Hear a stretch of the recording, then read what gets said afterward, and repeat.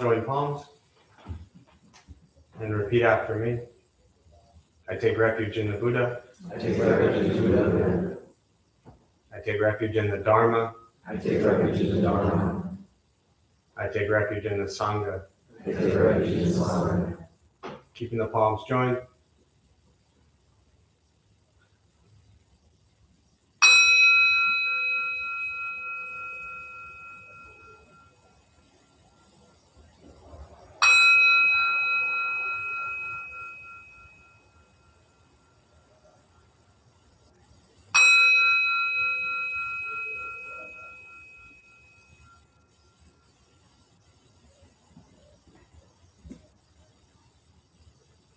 Put the palms down.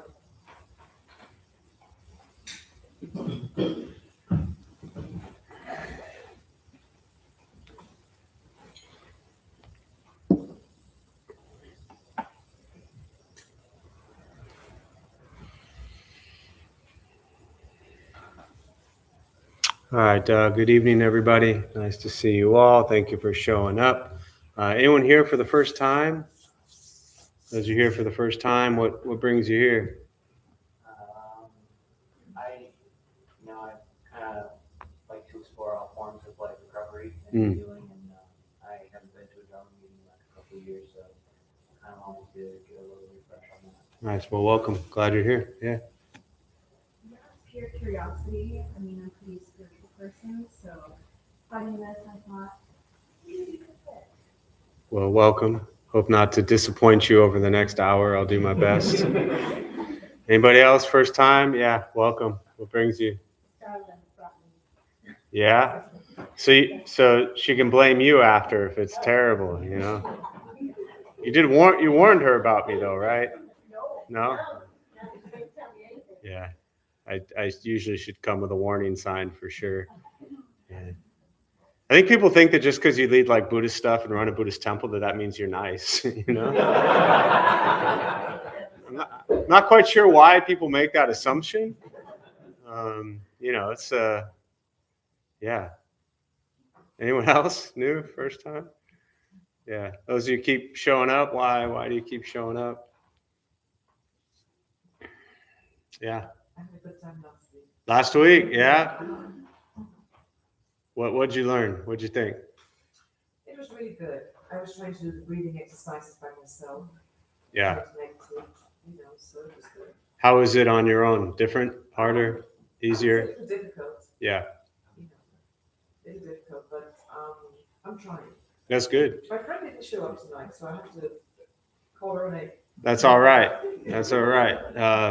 Yeah, it's hard, especially when you're trying to develop a daily practice and, cultivate a meditation on your own. If you're not used to doing it, and then you go somewhere, you kind of have somebody guiding you, leading you, and then you sit down on your own and you're like, well, now what do I do? Right.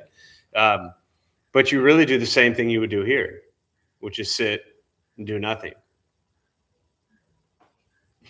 Right. What'll happen is because you're in a place like this and it's this Buddhist thing and meditation thing and temple thing, and there's somebody sitting here and there's a bunch of people there, that creates a story that you're doing meditation. But if the building flies away, we all disappear. And what was your name? Sorry. Susan. And there's nobody else here but Susan, you would be doing the exact same things you would be at home, which is sitting and doing what? Nothing. So once you drop all of that expectation, which again is very common for people who begin to practice somewhere and then they try to do it at home, what they're actually struggling with is all the stuff around them, all those things I described is different. So they think the meditation is different. But when you sit and close your eyes or even just slightly open, at that moment, whether you're here, at home, wherever you are, it's just Susan.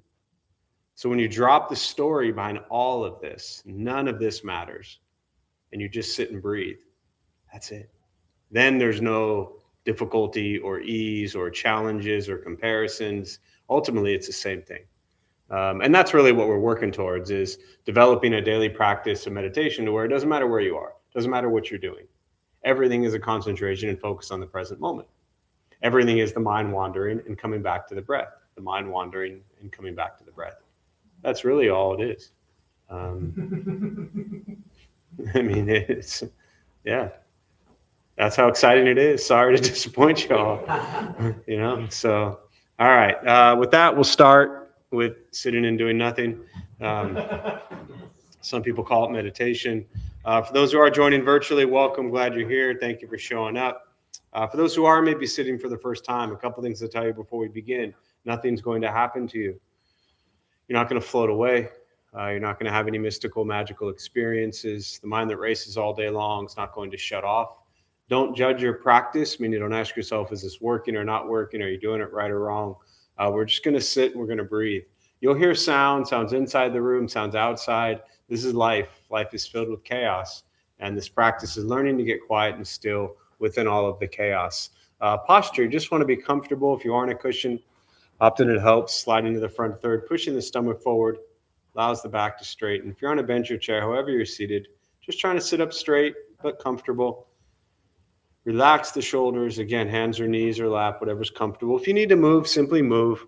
If you are new, it's important to understand you're not trying to shut your mind off. It will not go blank. You're not trying to think nothing. Your mind will race just like it always does.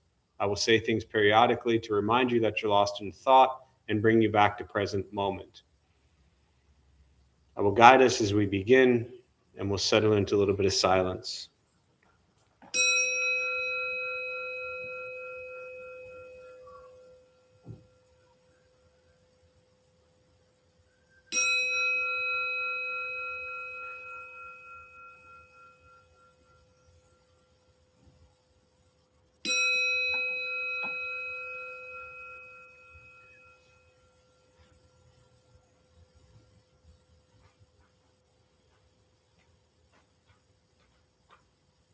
And starting with the eyes closed if comfortable, or slightly open.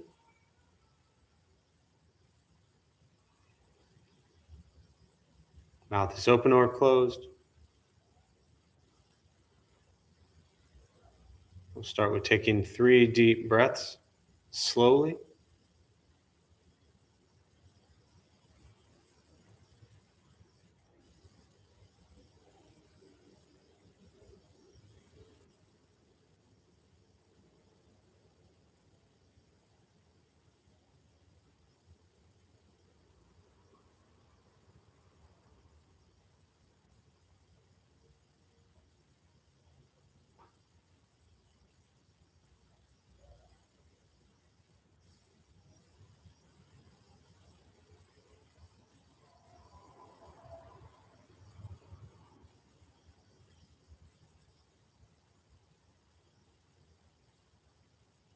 And eventually, settle into a natural rhythm of the breath.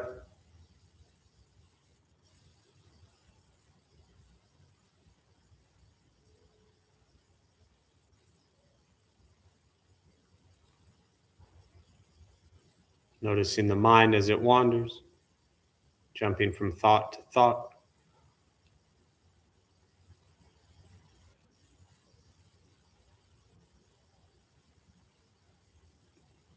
Start with gently guiding the attention, focus to the stomach or chest.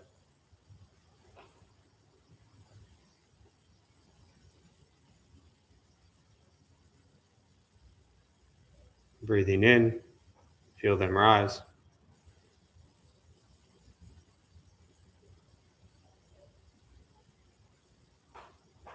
Breathing out, they fall.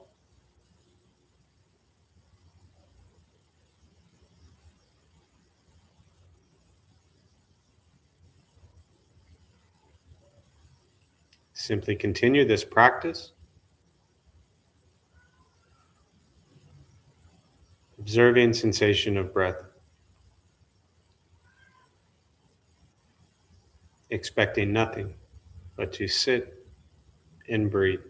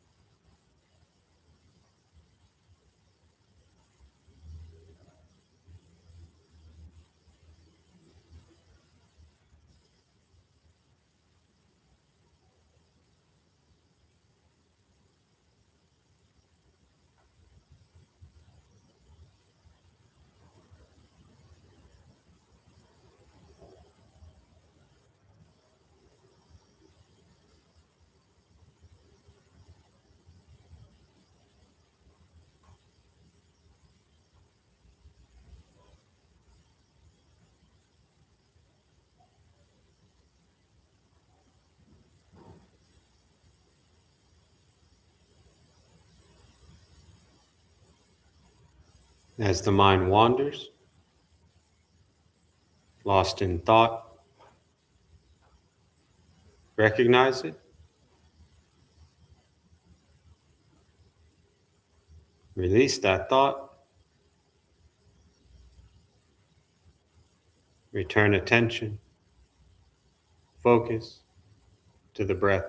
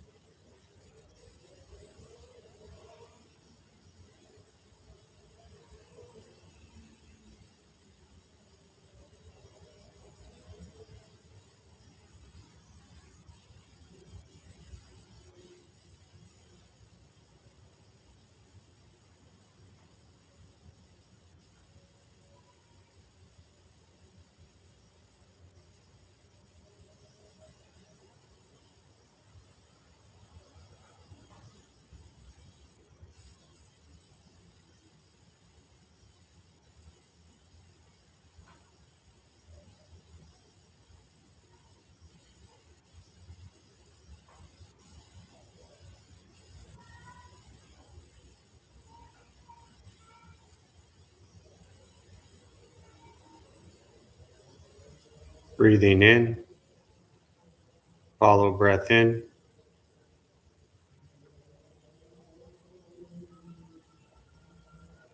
Breathing out, follow breath out. If you need to cough, just cough. Open your mouth and cough.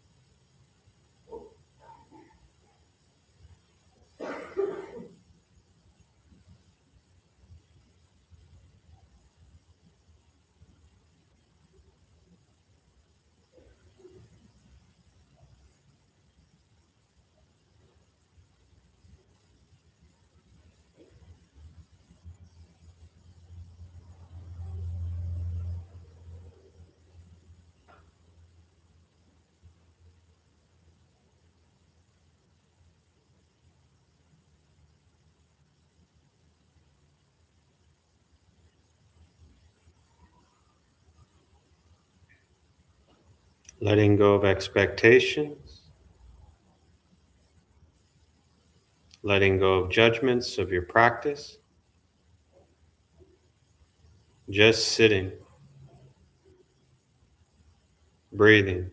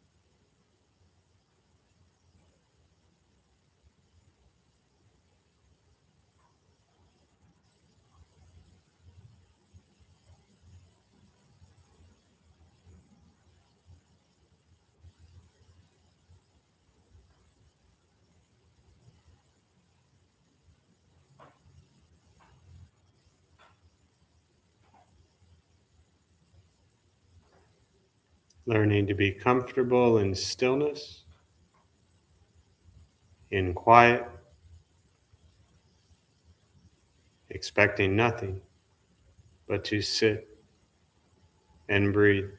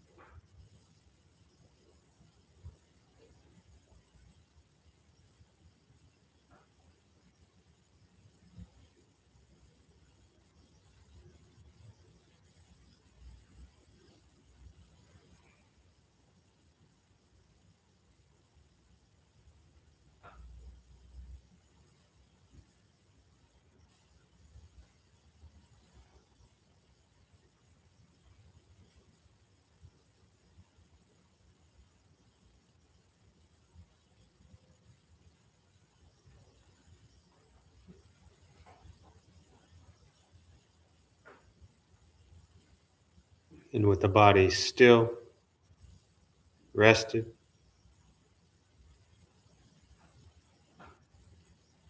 and the speech quiet, aware of all sounds,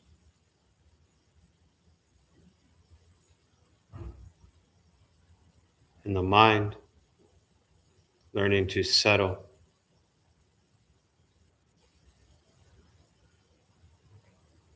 know what it's like to just sit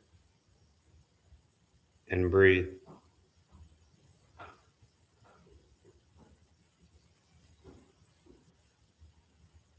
Knowing with each breath, there's nothing else to do.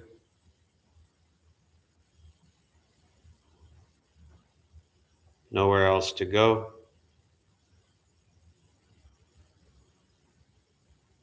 And no one else to be.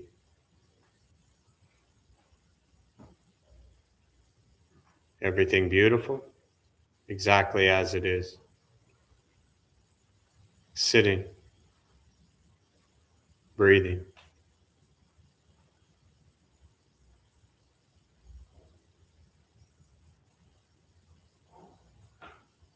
And once again,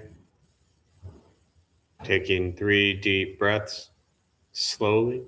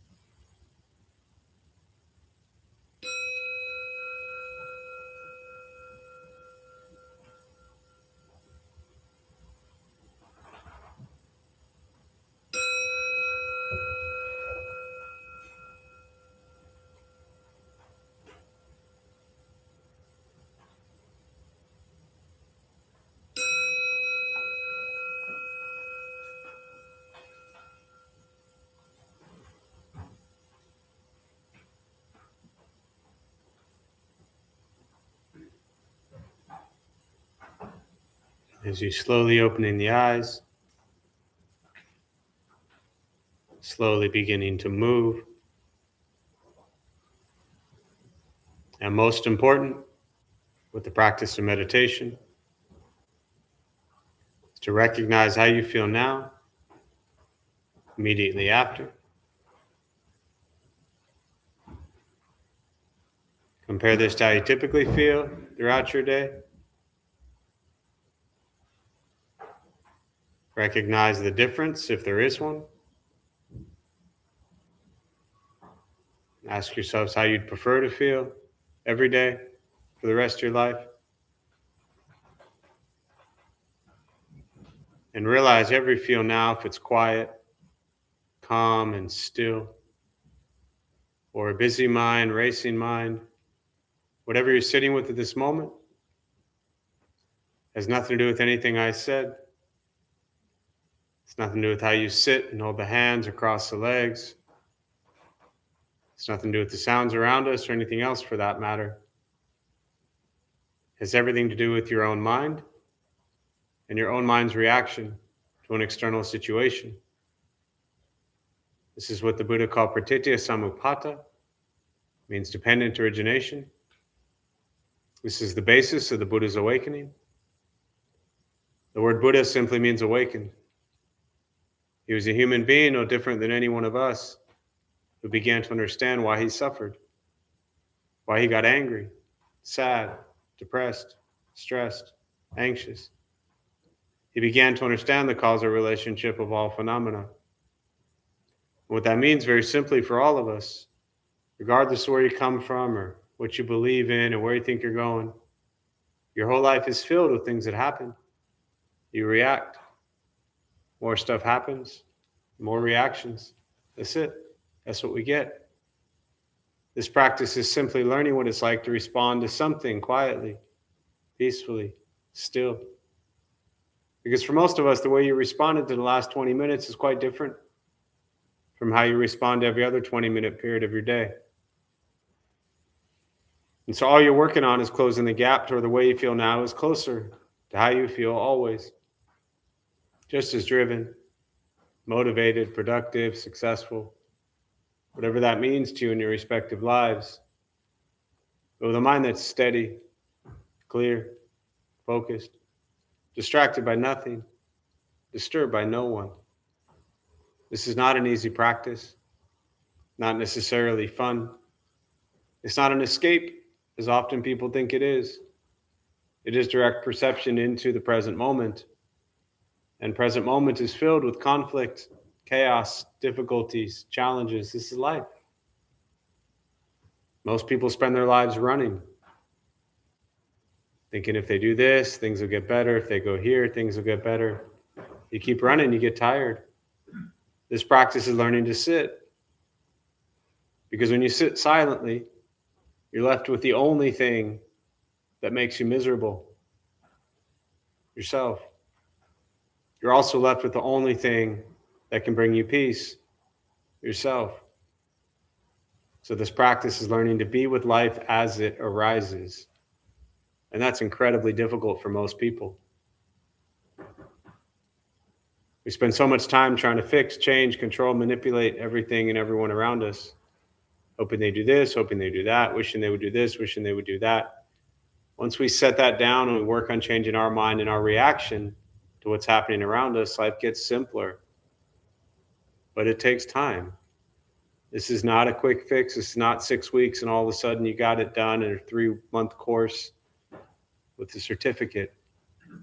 This is a lifelong practice. Meditation is free. Buddhist practice is free. It's just sitting, breathing, and being aware of everything you think, everything you say, and everything you do.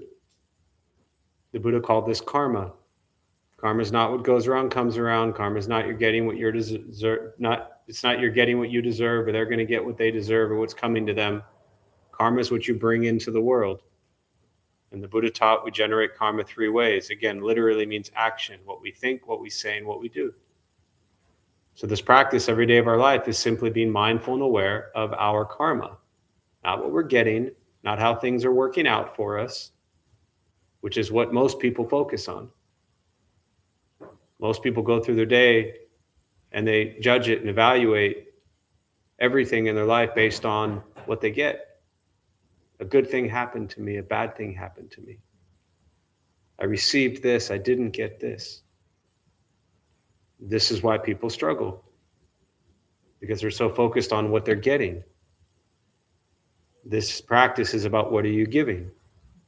What are you bringing into the world with your thoughts and your words and your actions? And what are the intentions behind them? And are the intentions coming from a place of loving kindness and compassion?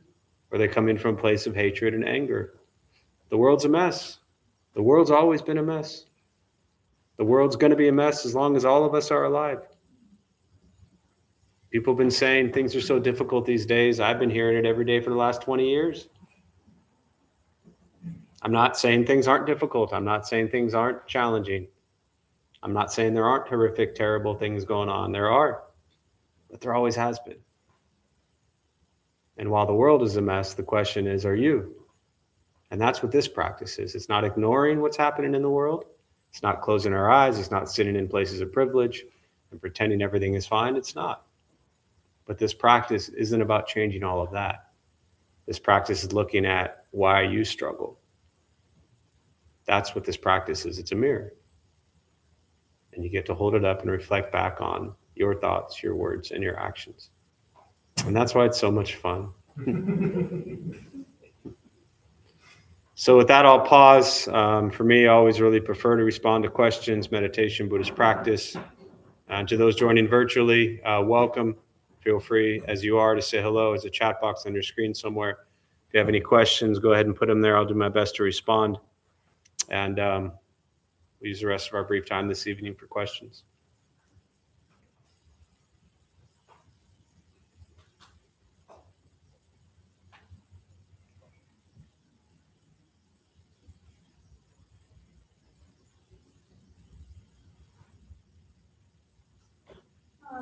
a question about the role of men and women in Buddhism. Like I know in some religions there's a prescribed, this is how you behave, or this is what that seemed like as far as like, as an example, like when it means serving men, etc. I recognize that, Buddha was around a long time ago in a very different cultural setting. But I'm curious what the kind of teachings that Buddhism had around the norms related to men and women interaction there. Yeah. It's funny, not funny, interesting, because we started our 8-week Engaged Buddhist program Saturday, and I talked about this quite a bit. But let me try to sum it up a little bit in brief. So for those who don't know, when the Buddhists started, right, Siddhartha, for those who don't know, he was just some dude, and this is India 2,500 years ago, so 500 years before Christ. There was no equality between men and women then, and there is no equality between men and women now. There or here, right? Always been that way. Now, when the Buddhists started the Sangha, it was men only. Did you know that? Now you do, right? And so his mother passed away about 7 days after he was born. And so his aunt, who married his father, raised him. And after he, without getting into the life story of the Buddha, for those who don't know, he was just a dude. He was a prince. He left home at 29, roamed the Himalayan mountains for 6 years, sat down at 35, figured out the nature of suffering comes from our mind, and spent 45 years teaching that, and he died at 80. But after he became called the Buddha, which just means the awakened one, and he started to teach, went back to his home, right, and started to ordain monks as Sangha, as community, as followers. And there was, I believe it was his aunt, his mother, or his aunt, the one who raised him, who wanted to ordain and become a nun. And he, in essence, said, no, men only, right? And one of the disciples came up to him and said, do women not have the same faculties to awaken and same abilities to awaken as men do? And he said, actually, yes, they do. So it became now open to women. Now, in many ways, and you've heard me talk about this, but I think the Buddha was very much a rebel. I think he was an activist. I think he went against what the common theme was in most cases. And I think that that's practiced today.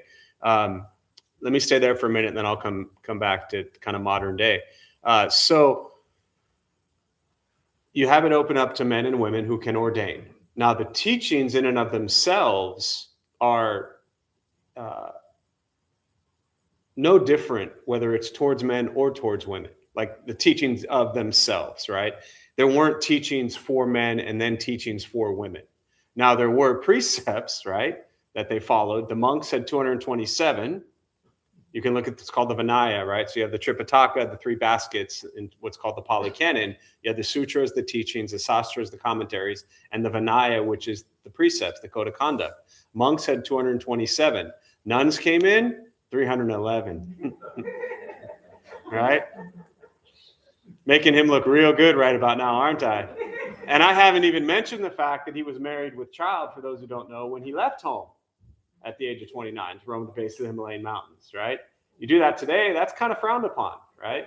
So this is not a green light for those of you married with children to leave home and say you're going off to awaken, right? Stay home, take care of your family. Your family needs you. But without getting into that whole tangent right now, back to your question. So, and a lot of the precepts, I've never studied the Vinaya in depth, right? The 227, 311 precepts. You can look in the Vinaya and it'll tell, it's not like the Buddha sat down and made a bunch of rules. What happened was as things occurred in the Sangha, in the community, a precept was put into place. And the Vinaya will, in essence, tell you why this precept was put into place, right? They were all there to keep the community and the individuals in the community safe. So to my knowledge, many of the precepts that were added to women's, that got them to 311, a lot of them had to do with safety issues, as well as the lack of, the complete inequality and oppression of women then and still today. We'll come to today in a minute. But yeah, so it went from 227 to 311 precepts. Now, let me jump to Karmalekshi Somo for a minute, who's someone I have admired forever, Tibetan Buddhist nun in her 70s, now moved back to Hawaii a couple years ago. She was a professor at USD, religious studies, for like 40 years. She taught here for 10, 12 years on and off, many times, always with our groups and our students. And she has been fighting for the equality and the ordination of women in Buddhism for the last 50 years. Now, as I said earlier, the teachings do not differ. They're the same. But cultures are different. And so when Buddhism goes into a new culture, what it's being met with is the local views, right? Welcome to America. People of color are not treated fairly, oppression. Women not treated fairly, oppression, right?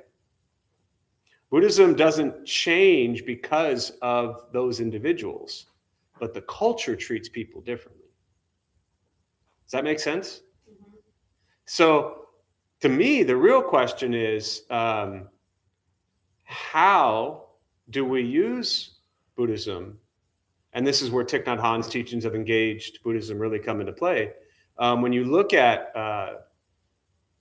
social, environmental, economic injustices in the world, how can we use Buddhist teachings to create change within systems of oppression?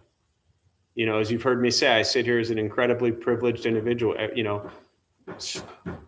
heterosexual, white, male, able-bodied. I got every privilege there is. And then Buddhist teachings say, let's bring love and kindness and compassion into everything. So how can we use, this is called upaya, means skillful means. How can we, in a upayic way, how can we use the Buddhist teachings to bring about change and fight for equality for all? That's where I think Buddhist teachings are incredible.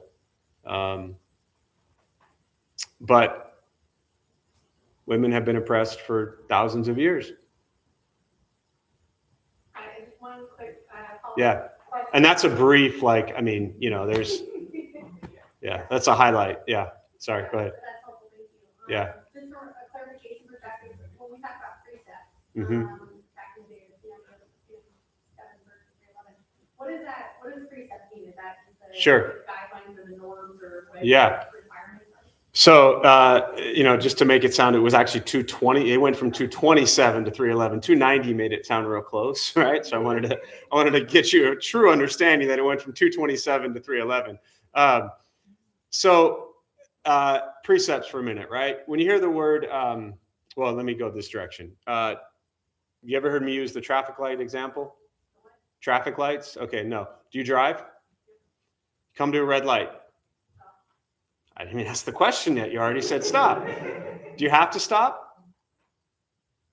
I guess I don't have to now. You don't have to. Why do you choose to stop? For safety reasons. Safety reasons. What else? What? Say again? Unlawful. Unlawful. What happens if you don't stop and go through the red light? Might get an accident. What else? Get a ticket. What else? Get to your house quicker? There you go. Thanks, Eddie. There's always somebody. Can always count on you. We had one on Saturday also. Dallas chimed in and she was like, nothing, man. I'm getting away with it, right? So lots of things can happen if you go through the red light. They even give us a yellow light to warn us. But ultimately, they're there for safety, right? Traffic lights are there to keep people safe. So we don't harm others. We don't harm ourselves, right? Precepts were created with that same mindset, that they were there not to restrict, not as rules. That's why I use the traffic example, right? You can ultimately do whatever you want when you approach that red light. This is not a moral thing. It's a choice. And with every choice we make, there are consequences, yes. yes, that's kind of where I was going with it also. But even in my head, that's not, I really should have said it, I think, in a more appropriate way. This is law of cause and effect. Because consequences we think are like negative in a way, right? But law of cause and effect. So we run the red light. Our action is running the red light. That's the cause. The effect, we don't know what's going to happen. The precepts, the first 5 precepts are, which,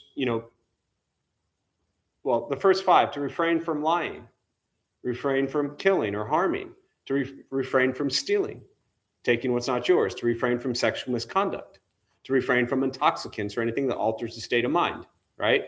So anytime I talk about the precepts, I don't know about you, but anytime I lied, harmed, stole, committed sexual misconduct, or used intoxicants, nothing good came from that. People get hurt. And so the precepts are not there to, anytime I do a full precept talk, I always tell people, like, these are not there to judge yourself by.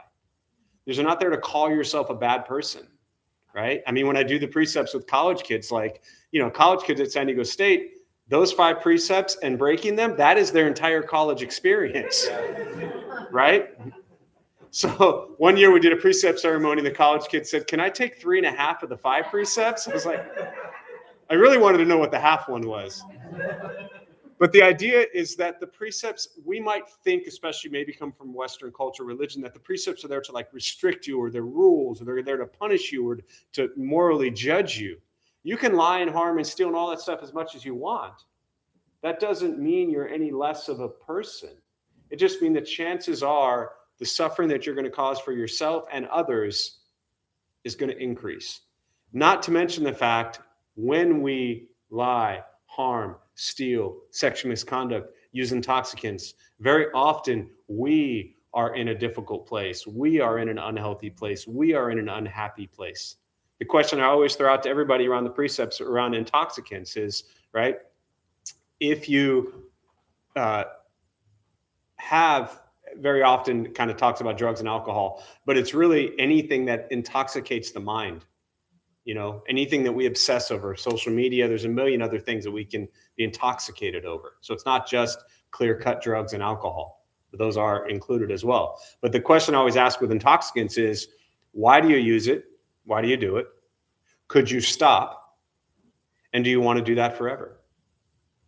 And I think those are 3 questions we really can use to ask ourselves around what is behind the intoxication, right? We're not necessarily going to die or cause tremendous harm per se looking at social media for 4 hours a day. But for those of you who are looking at social media 4 hours a day and scrolling endlessly for 4 hours a day, the question is why? So that's where intoxication comes into play. Is what are we escaping from? Is really what that's about.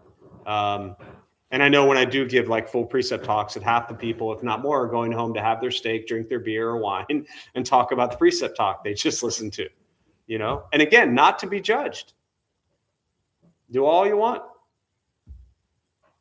But understand that with the choices we make, there's the law of cause and effect. Things happen. So, yeah. What else? What's a good barometer you think for figuring out if your actions are wise and your speech is wise? I feel like I feel good when I act well. Yeah. But like, can I fool myself? Oh, yeah, you can. Yeah.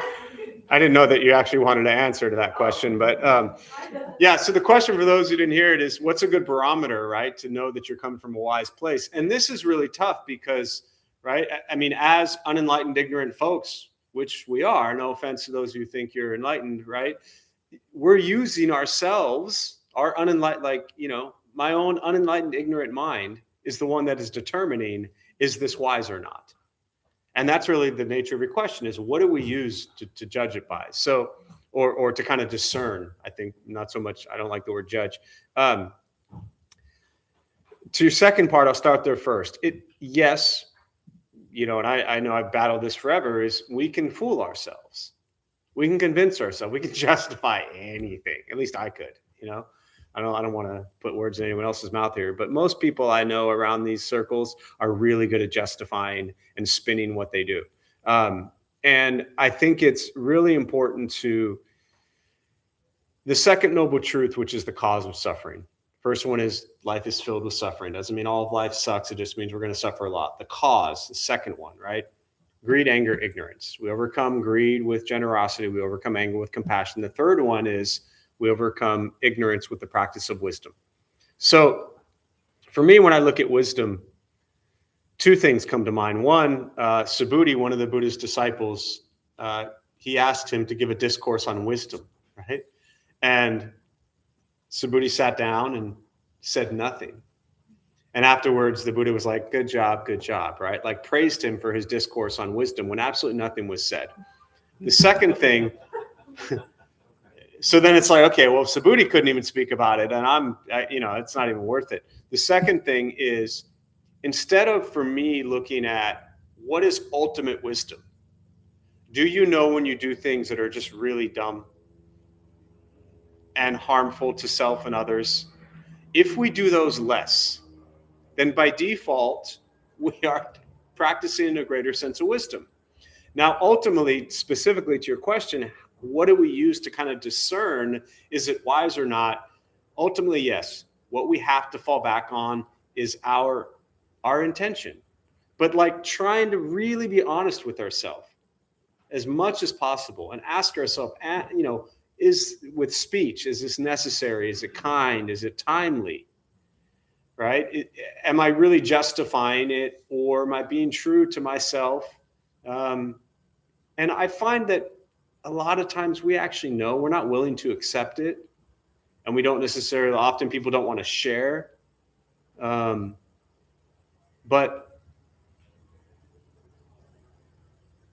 I think if we're honest with ourselves, like truly honest, and look at our intention, I think that's ultimately the only place we have to go to. But I do find it beneficial, especially with words and actions, to pause when we have moments of just like a lack of clarity and we're not sure if we're coming from the right place, to take a breath and to pause, and really ask ourselves, what is the intention behind it? It's interesting. This has been on my head a lot lately because I don't know any of you people, if any of you've seen this, but it went around the last couple of days, this viral video of Maryland, I believe it was, women's basketball, and the coach screaming at the player. Did any of you see this? No, nobody. One. Thank you. You showed up tonight just to raise your hand. Thank you so much. So it's really incredible. And I often talk about this a lot because for me, growing up, as an athlete and being screamed at my whole life, coaching for, through sports, coaching for 20 years is a very intense screaming, like that was the way you motivated people. That was the way I was motivated. I mean, in your face screaming at, and these were high school kids.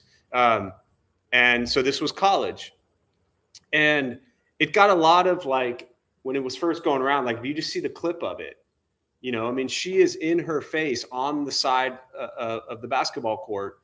And when you just see it, if you don't really know what's going on, it looks offensive. It looks harsh. It looks nasty. It looks mean. And then you actually listen to what was said, and you listen to the coach and the player talk about it after. And the players said, I love to be coached hard. That's what I want. That's what I need. And in that moment, it worked. So there was this honest, I look at right speech. She's in her face screaming. She's in essence telling her she believes in her, right? And if you go to John Boy Media, if you're into this stuff, you can like word for word, he does it, the voiceover. It's incredible. But it was the most beautiful moment. But on the surface, it looks like it's just some woman screaming at some other woman. And, these days, that's really frowned upon. But in that environment, in that moment, and it was a white woman yelling at a black woman. So you have you have the race aspect going on as well, which caused a lot of, kind of controversy. But when you ask the player afterwards, it was beautiful. What was her intention? Her intention was love and kindness and compassion. and inspiration and motivation to make her the best that she could, you know? So that's why I say I'm not kidding when I say it's really hard for me not to scream at you all, because it's just what I'm used to. You know, this gentle stuff, like, it's just not for me. I didn't remember about, yeah, I mean, I remember about the guy that was a disciple of Buddha that just kept his mouth shut. This is a great example. Yeah, I often speak before I know whether it's wise. for sure. For sure. I have a quick question at the back here. Yeah. What's the difference between nirvana and enlightenment? Yeah. So nirvana, the word nirvana literally means to extinguish. Enlightenment, in essence, if I had to put it in words, is a state of mind. But let me ask you this: why ask the why do you want to know? What do I want to know? I don't know. It's just interesting. I mean, they sound like, they sound like similar concepts. I want to know. Are you trying to get there? I mean, someday probably, yeah. Yeah. So as long as you're trying to get there, you won't get there, first and foremost. And the reason I ask why you ask is because very often people ask that question as they enter Buddhism or begin to learn about Buddhism. And very often people are looking for, like, okay, well, what's the goal? What's the end game? What do I get from this? What do I get out of it? I'm not saying you specifically. That's why I asked the question. But people are often looking at, like, let's just look at the back page. And what's the goal here? You know, is it to get into heaven? Is it to not go to hell? Is it to awaken? Is it to get to nirvana? Is it to be enlightened? Like, what is it? And ultimately, the Buddhist practice is not about a goal at all. It's about, say again? Yeah, it's about being present with each moment and experiencing life as it arises. But nirvana means to extinguish, literally. So when the Buddha died, they say he entered into what they would say parinirvana. But at the time of the Buddha, everybody then believed in rebirth or reincarnation or continuation of consciousness. Fast forward 2,500 years later in America, most people think if you're going to be reborn that you're like crazy. But So in traditional Buddhism, is it like, is reincarnation kind of a norm? Or is that more like, reincarnation has nothing to do with Buddhism. Say that again, last part, sorry. is that like certain Buddhists believe certain things and other Buddhists believe like completely escaping the cycle, or? Yeah, so a couple things here, and a lot going on in that question. Reincarnation is not specific to Buddhism. And I'm not sure if you meant this or not, but this is for everybody. Reincarnation, it's not like the Buddha like showed up one day and he's like, yo, you're all going to be reincarnated, right? That's what everybody believed at that time in India. Everybody. If you went up to somebody 500 years before Christ, 2,500 years ago, and you said to them, you're going to have one life and then you're going to die and go to heaven or hell, they would have thought you were cuckoo. They would have thought you were nuts. You tell people today in 2026 in America that you're going to have a reincarnation or rebirth or continuation of consciousness, and they think you're crazy. In addition to that, today in India and many parts all over the world for thousands of years today and thousands of years ago, people believe still currently and believed then in rebirth, reincarnation, or continuation of consciousness. This is not a new concept. It wasn't created by the Buddha. In India at the time, that's what everybody believed. Just like in India at the time, there was no equality, right? Men and women and other, a caste system, things like that. So when the Buddha was teaching, he was teaching to an audience, back to your question, that everybody believed in a rebirth. And so when they die, when he was teaching, what he told people was, if you're born, you're going to suffer. So the practice ultimately was to stop themselves from being reborn. Now, how many of you showed up here today because you don't want to be reborn? Nobody. 1, 2, right? We're close, about 1,000 more lifetimes we will be there, right? But the idea is, whether you believe in rebirth or reincarnation or not, it's irrelevant. It doesn't matter. Because if you are going to heaven or hell, if you are going to be reborn as this or that, if you are going to have a continuation of consciousness, what determines all of that? What determines all of that? Our actions. What you think, what you say, and what you do right now and every moment.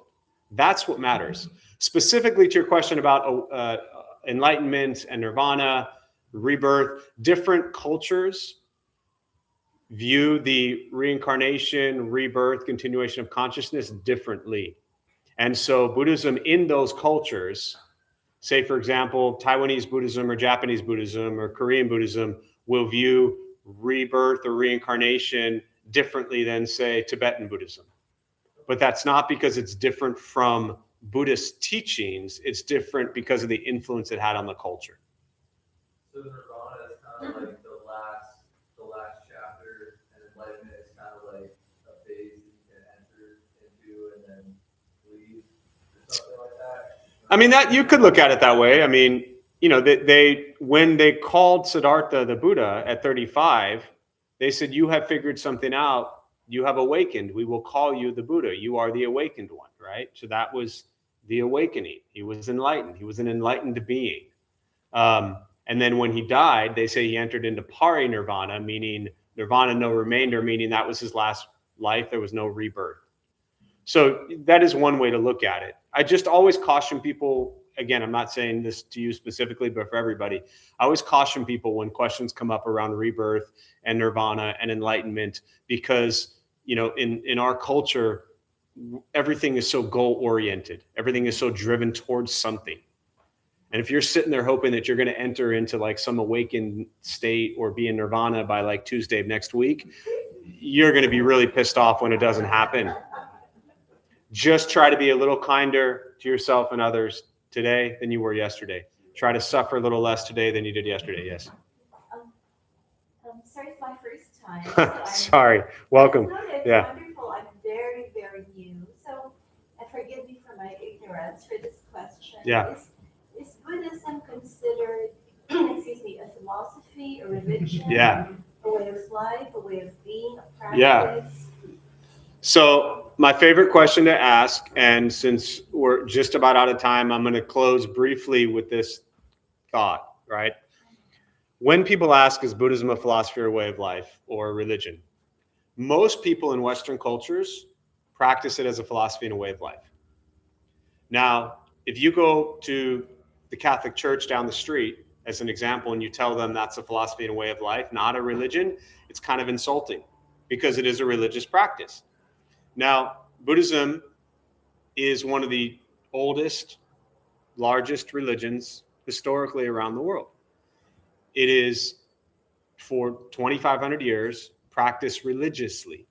If you go into what I call cultural Buddhist temples, predominantly Asian temples here or in other parts of the world, to them, it is religion. It is beautiful practice.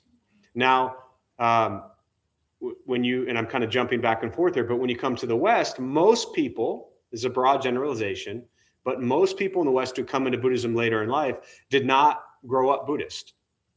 Quick show of hands, how many of you are Buddhist? Look around. There's not one hand up in the room. The people who come here are not Buddhist. They're Christian, Catholic, Muslim, Jewish, pagan, Mormon, or lack thereof. They're not coming here to be Buddhist. We're not trying to make them Buddhist. They're not leaving Buddhist, right? They're just trying to be peaceful and not jump off a cliff every day. So we may practice, when I say we, meaning kind of this collective Western world, we may practice Buddhism as a philosophy and a way of life, but I always like to highlight the fact that it's practiced religiously for thousands of years around the world, even though most people come into Buddhism later in life very often have kind of this like, you know, I don't practice Buddhism. I don't practice religion. I'm into Buddhism. Someone asked the Dalai Lama, does this country need more Buddhists? And he said, this country, or the world has enough Buddhists. This country just needs more people who are peaceful and happy. So Buddhists don't care if you call it a religion, if you call it a philosophy, if you call it a way of life, if you put it on a cereal box, which they've done, right? Like, just practice kindness.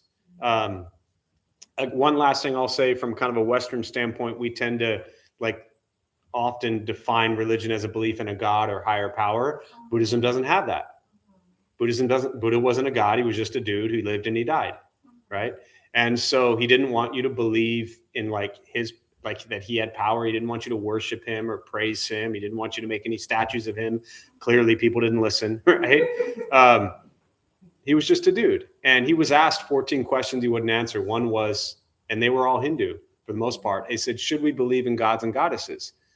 and practice Buddhism. He said, I'm just a person. I can't tell you what to believe in. If you do, you do. If you don't, you don't. A friend of mine years ago called Buddhism, she said it made her a better Catholic. And I think that's a beautiful application of Buddhist teachings. Keep your religion, whatever it is, or lack thereof. So define it however you want. It can be both. Yeah, I try. I try. Yeah. We're going to join palms and close on that. May any merit gained from this practice be transferred to all beings in all directions. May all beings be at peace. May all be free from suffering.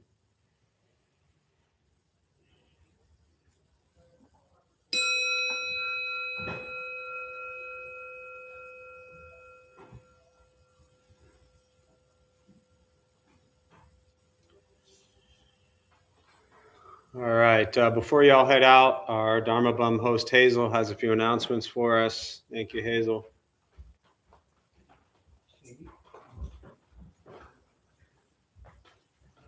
Hello.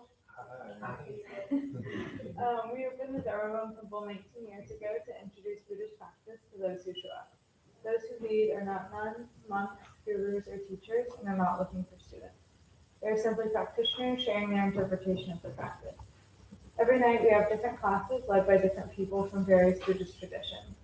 We have a recovery sauna that meets several times a week for anyone with addiction, and have food redistribution programs every Thursday at 4:30 p.m.